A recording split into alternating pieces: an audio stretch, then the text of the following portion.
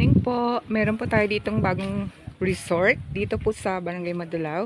Ito po, dinidevelop pa lang po siya. Hindi pa po siya fully equipped ng mga facility na gusto natin sa isang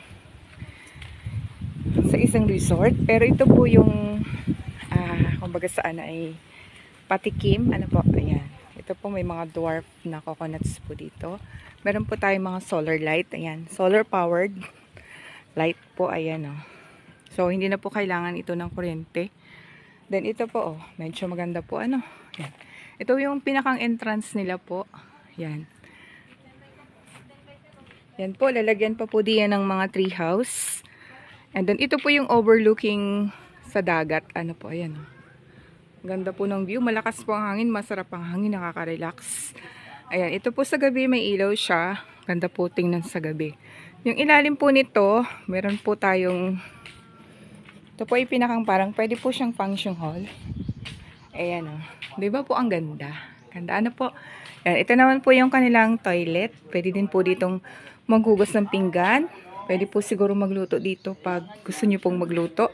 Ayan, ito po yung pinakang entrance nila. Ayan. May mga dwarf coconuts po dito.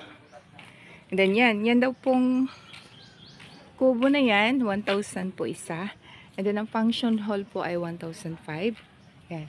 So far po, dinidevelop pa po ito. Hindi pa po fully developed. Pero, in the future po, pag pwede na po kayong mag-hold dito ng gatherings, birthday. Pwede din po dito ang yung mga kasal, binyag. Yan, mga bibo. Yan po. Ang ganda po ng ambience dito.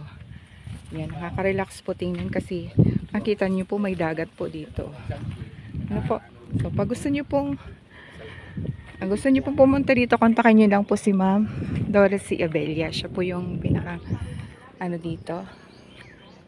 Yan, di ba po ang ganda niya tingnan? Ano po? Yan, ito po yung may sa part ng dagat. Ganda, di ba?